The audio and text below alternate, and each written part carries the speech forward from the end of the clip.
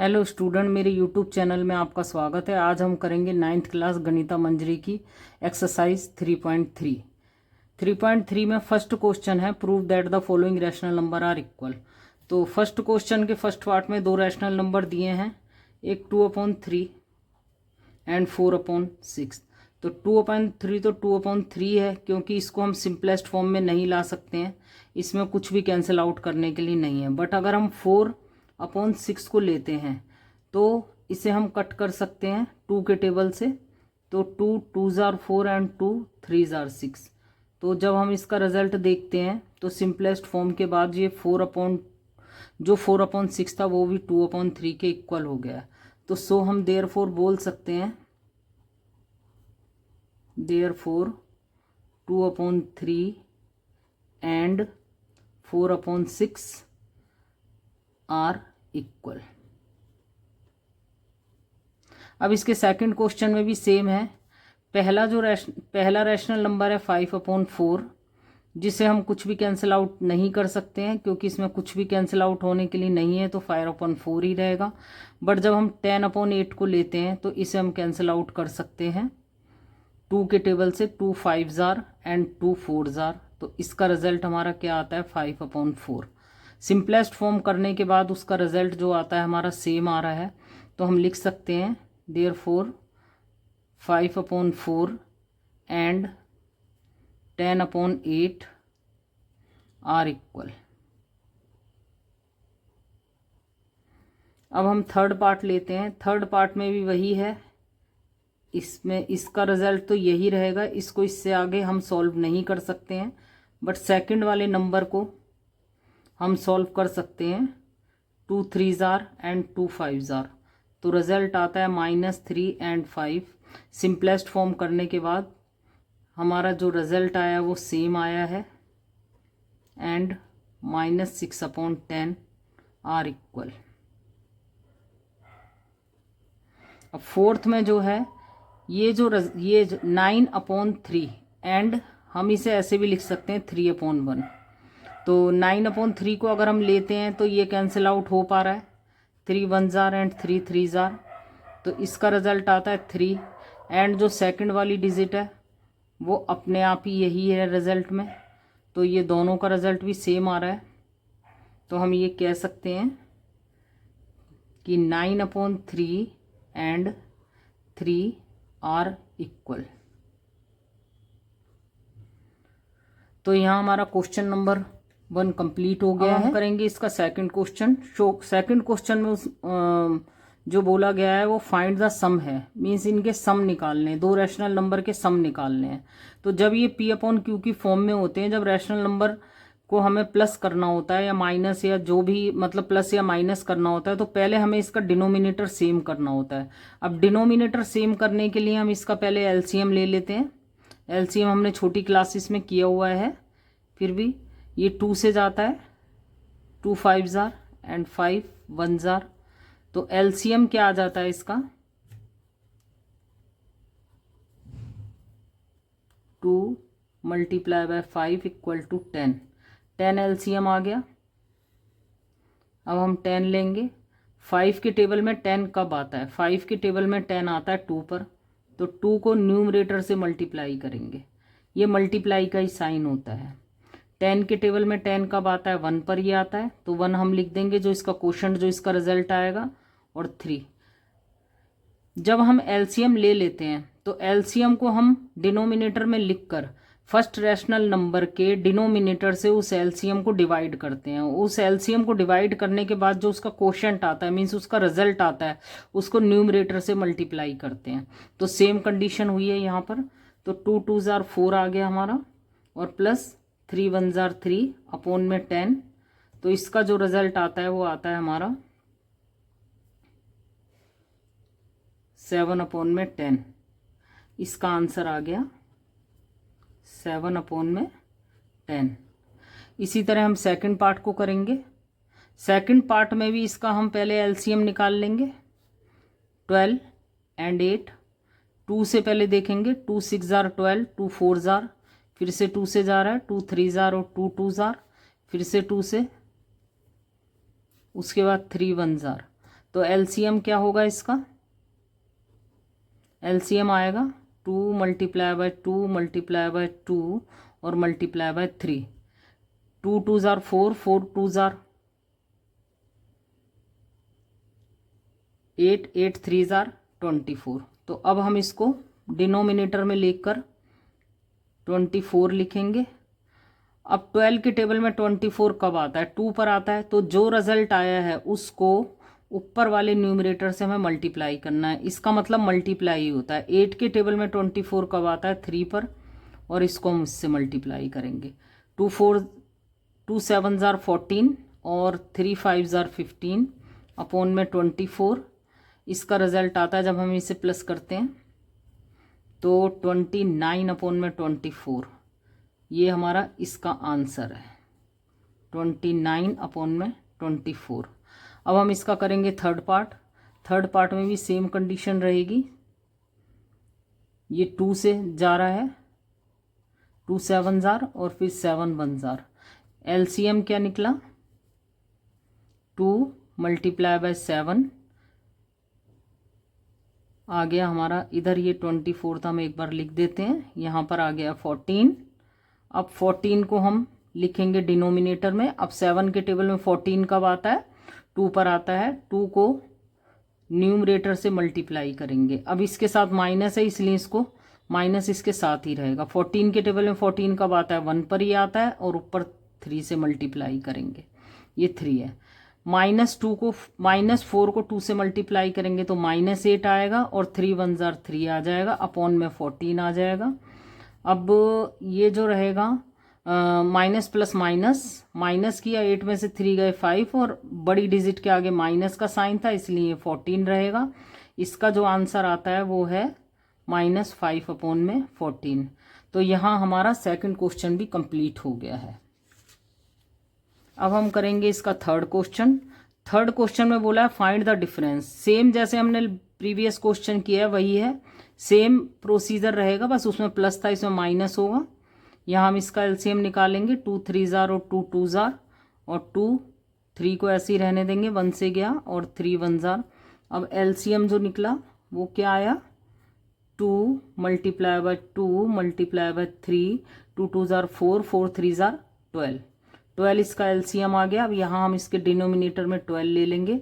6 के टेबल में 12 कब आता है, 2 पर आता है, 2 को न्यूमरेटर से मल्टीप्लाई करेंगे। -4 के टेबल में 12 कब आता है, 3 पर आता है, 3 को ऊपर वाले न्यूमरेटर से मल्टीप्लाई करेंगे।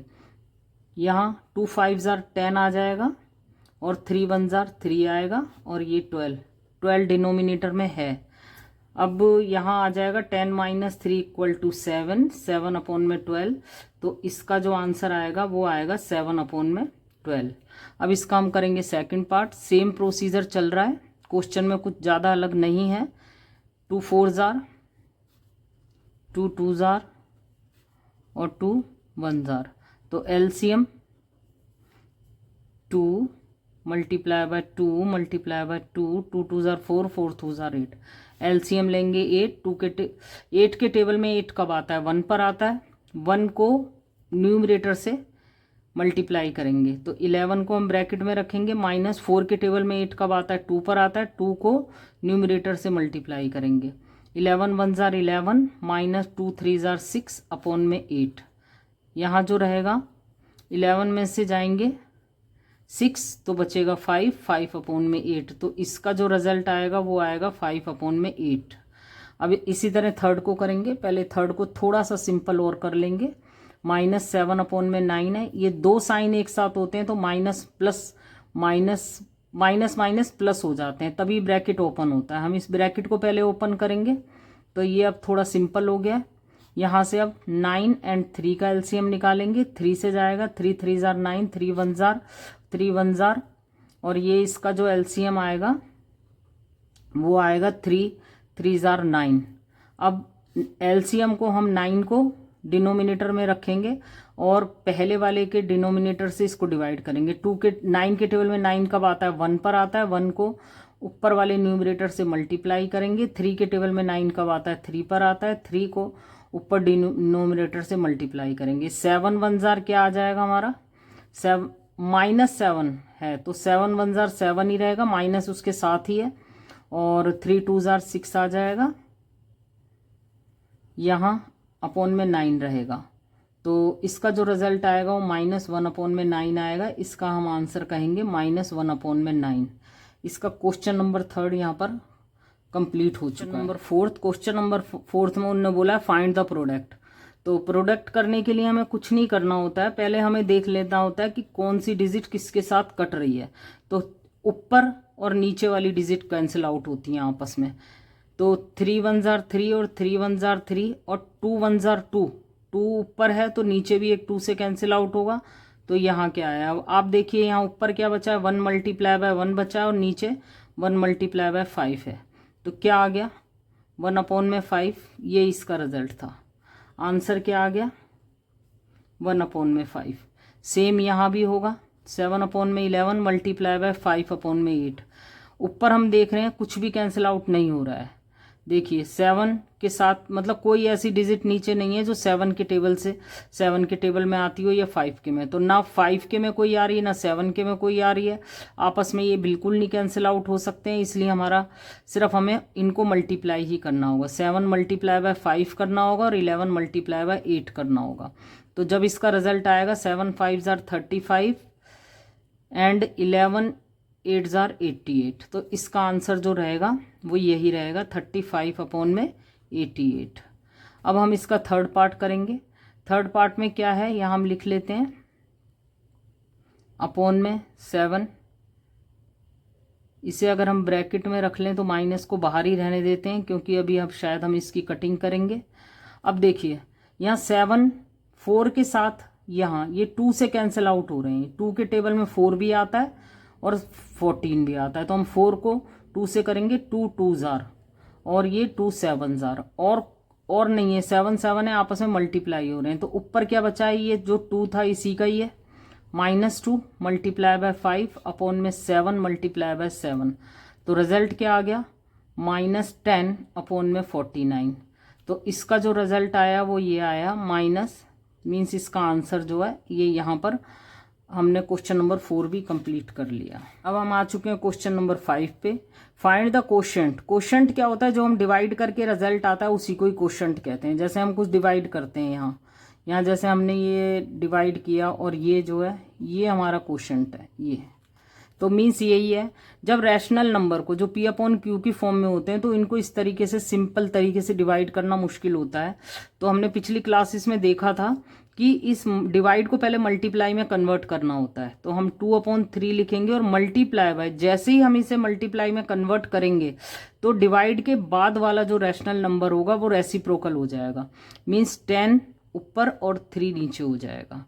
बस अब क्या रहेगा इसके अंदर, अब कुछ है ही नहीं, क्योंकि 2 के साथ यहाँ पर कुछ कैंसिल आउट नहीं हो रहा है। ये 2 से कट होता, लेकिन ये तो पहले ही ऊपर आ गया। मीन दोनों न्यूमरेटर हो गए। कभी भी न्यूमरेटर आपस में कट नहीं होते हैं और ना ही डिनोमिनेटर आपस में कैंसिल आउट होते हैं। तो इसमें हमारे पास कोई भी ऐसा नहीं है कि हम कैंसिल आउट कर पाएँ, तो हम इन्हें डायरेक्ट मल्टीप्लाई कर देंगे। 2 मल्टीप्लाई बाय 10 कर देंगे एंड 3 मल्टीप्लाई बाय 3 कर देंगे। तो रिजल्ट क्या आ जाएगा, 20/9। और इसका जो रिजल्ट आंसर यही लिख देंगे हम। अब इसमें भी सेम कंडीशन रहेगी, 7/11 मल्टीप्लाई बाय, जैसे ही हम इसे मल्टीप्लाई करेंगे इसके बाद वाला जो रैशनल नंबर होगा वो रेसिप्रोकल हो जाएगा। इसमें भी कुछ ऐसा नहीं लग रहा है कि हम कुछ कर सकते हैं, मतलब कुछ भी कैंसिल आउट नहीं हो रहा है कि डिनोमिनेटर या न्यूमरेटर दोनों ही किसी एक नंबर से कटिंग कर रहे हों। तो यहाँ पर ये इसका रिजल्ट रहेगा, यही रिजल्ट आएगा, इसका आंसर यही रहेगा। अब इसको हम वही करेंगे, इसमें इसको ले लेते हैं, ब्रैकेट में ही ले लेते हैं, 7 मल्टीप्लाई बाय 14/5। अब क्या होगा, हाँ ये यहाँ पर 7 जो है 7 कैंसिल आउट हो रहा है, 7 और ये यहाँ पर हम कहें 7 1 जार 7 और 7 2 जार। तो इसमें जो आ रहा है हमारा क्या बचा है, -4 मल्टीप्लाई बाय 2 ऊपर न्यूमरेटर में बचा है और 1 अब मल्टीप्लाई बाय 5 डिनोमिनेटर में बच रहा है। तो 4 2 जार 8 और नंबर ऑफ जो माइनस है वो ऑड नंबर है मीन्स एक है तो वो रहेगा। अगर number of minus even number में होते, 2 होते, 4 होते, 6 होते, तो वो मल्टीप्लाई के बाद वो हट जाते हैं। तो ऊपर ये रहा है डिनोमिनेटर में 5 1 जार 5, तो इसका जो आंसर आता है वो है -8/5। तो यहाँ पर क्वेश्चन नंबर 5 भी खत्म हो गया है।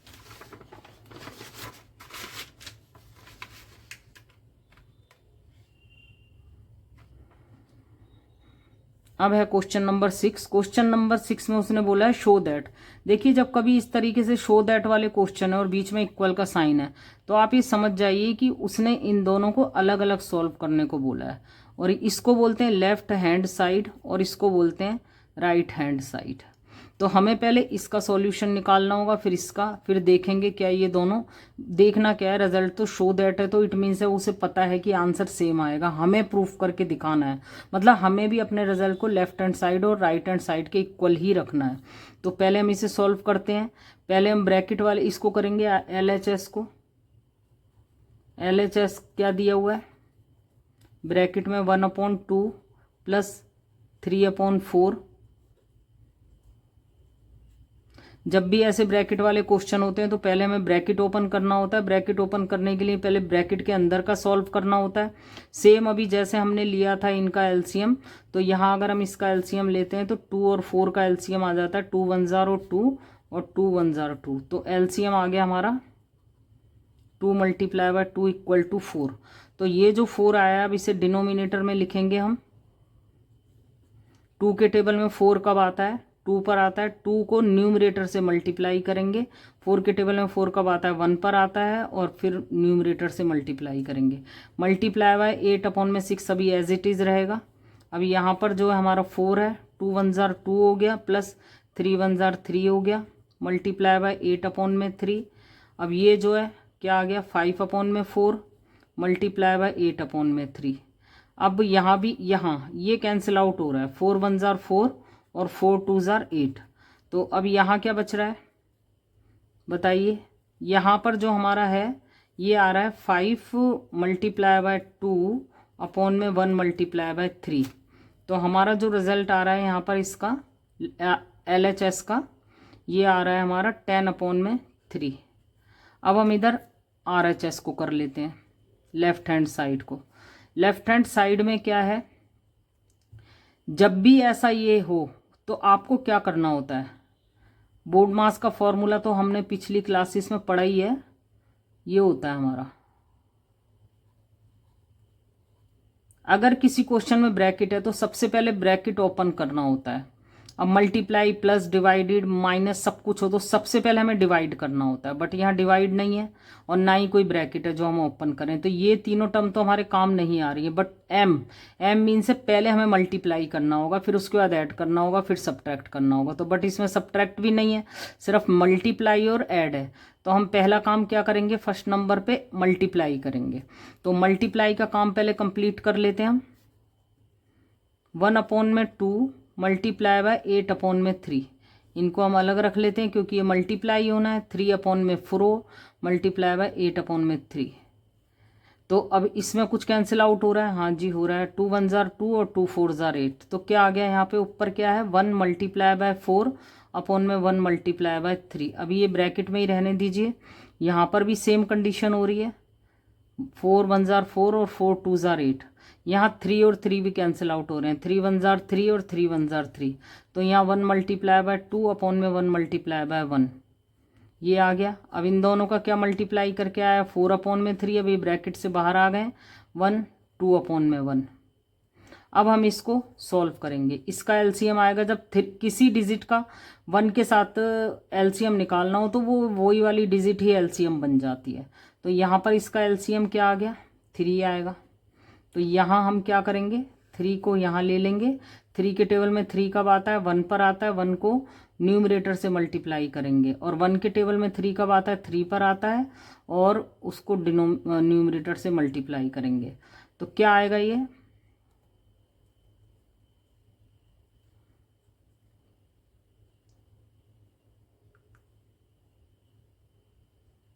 4 + 6/3। तो आपने देखा कि इसका रिजल्ट भी जो आया है वो 10/3 आया है। दोनों का रिजल्ट 10/3 आया है, तो हम लिख सकते हैं, यहाँ लिख दीजिए LHS equal to RHS, hence showed, हमने शो कर दिया।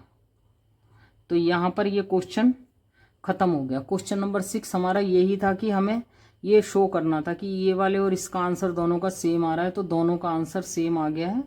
तो यहाँ पर हमने इस क्वेश्चन को भी कंप्लीट कर लिया है।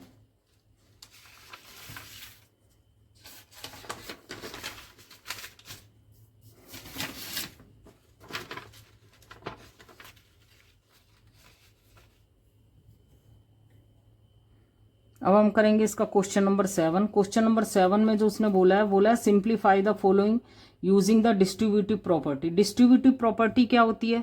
चलिए हम पहले डिस्ट्रीब्यूटिव प्रॉपर्टी ही लिख लेते हैं।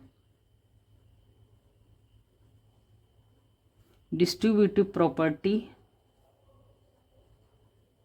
ये होती है, जैसे कि कोई दो रैशनल नंबर दिए हुए हैं, आप इसको मान लीजिए, जैसे कुछ भी लिख लेते हैं हम, इसको x/y लिख देती हूँ मैं बाहर, और यहाँ a/b आ गया है, और माइनस यहाँ पर c/d हो जाता है।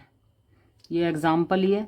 तो डिस्ट्रीब्यूटिव प्रॉपर्टी क्या करते हैं, इसमें हमें क्या करना होता है, पहले x/y होता है और मल्टीप्लाई बाय a/b करना होता है, फिर माइनस का साइन x/y और मल्टीप्लाई c/d। ये हमारी डिस्ट्रीब्यूटिव प्रॉपर्टी होती है। इसको इस तरीके से सॉल्व करना होता है।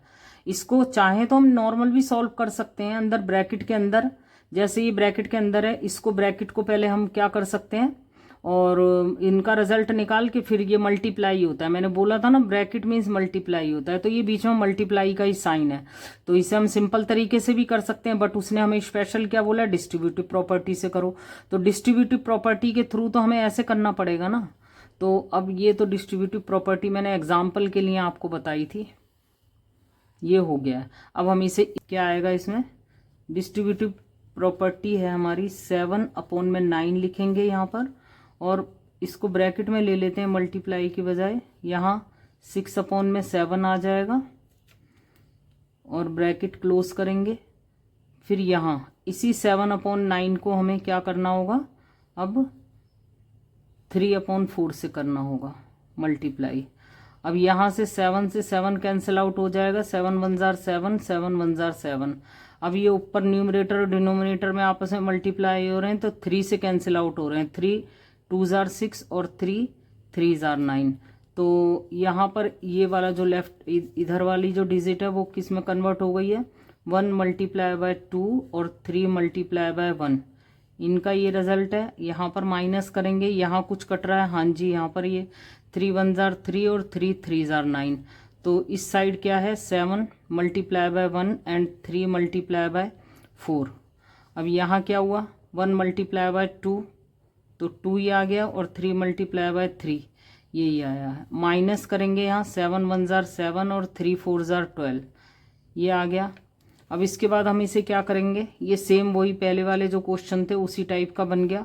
इसे हम आगे अब यहाँ सॉल्व कर लेंगे। इसका हम एलसीएम लेंगे। एलसीएम क्या होगा इसका, एलसीएम 3 और 4 का जो 12 का रहेगा, पहले हम 2 से करेंगे, 3 6 जार, फिर से 2 से करेंगे, 2 3 jar,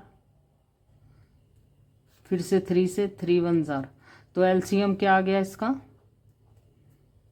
2 multiply by 2 multiply by 3, 2 2 jar 4, 4 3 jar 12। अब 12 को यहाँ पर एलसीएम डिनोमिनेटर में लिखेंगे, और अब हम देखेंगे 3 के टेबल,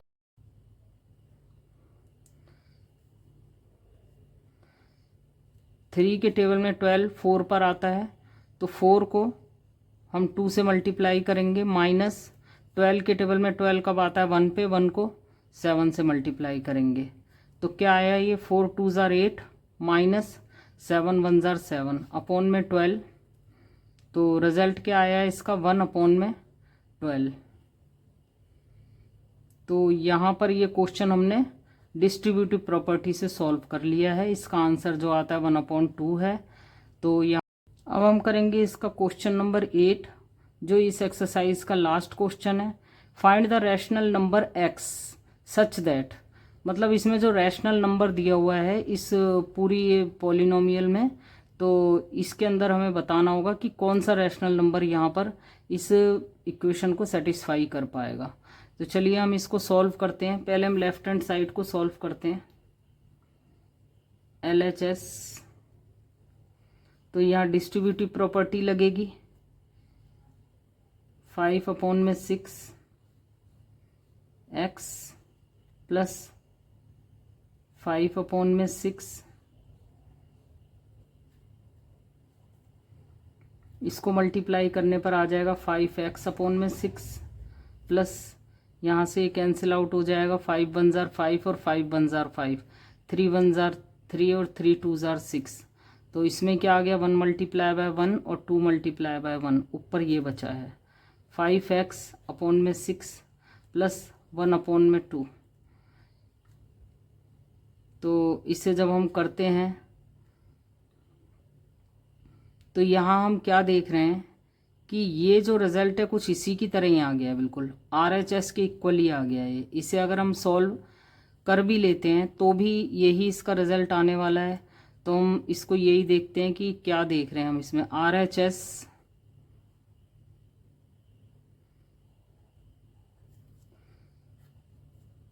को करते हैं तो ये भी सेम इसी की तरह ही है पहले से। तो ये पहले से ही ऐसा है 1/2। अगर हम इससे आगे सॉल्व करेंगे तो सेम ही आएगा। अगर हम इसको आगे कर भी लेते हैं सॉल्व तो क्या आएगा, यहाँ इसका जो LCM होगा 12 होगा। 6 के टेबल में 12 कब आता है, 2 पर आता है। और 2 को जब हम न्यूमरेटर से मल्टीप्लाई करेंगे, और 2 के टेबल में 6 कब आता है, 12 कब आता है, 6 पर आता है। 6 को इससे 2 से मल्टीप्लाई करेंगे तो यहाँ आ जाएगा 10x प्लस 12/12। और यहाँ क्या आएगा, यहाँ भी सेम ही आएगा, दोनों की डिजिट जब सेम है।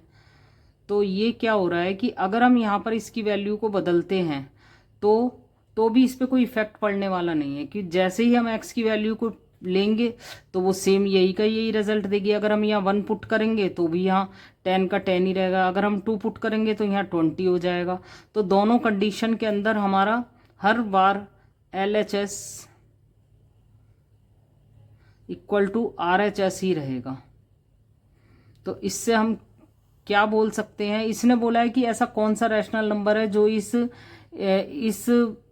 पॉलिनोमियल में, इस इक्वेशन के अंदर, ये इक्वेशन है पॉलिनोमियल नहीं है, क्योंकि इक्वल का साइन आ गया तो ये पॉलिनोमियल नहीं इक्वेशन बन गई है। तो इसमें हम ये लिख सकते हैं hence the equation is satisfied. ये जो है ये satisfied for all of x, all value of कह सकते हैं हम, ऑल वैल्यू ऑफ x।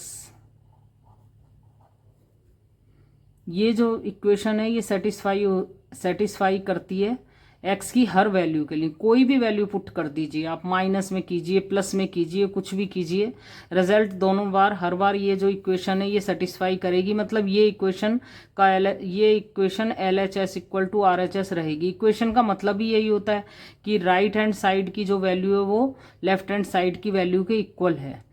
तो देयरफॉर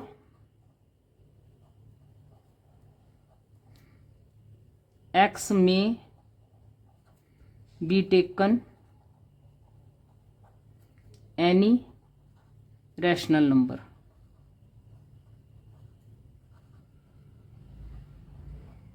तो यहाँ ये एक्सरसाइज का क्वेश्चन नंबर 8 ख़त्म होता है, जो इस एक्सरसाइज का लास्ट क्वेश्चन था। इसके साथ ये एक्सरसाइज भी ख़त्म होती है। तो thanks for watching, please subscribe the channel.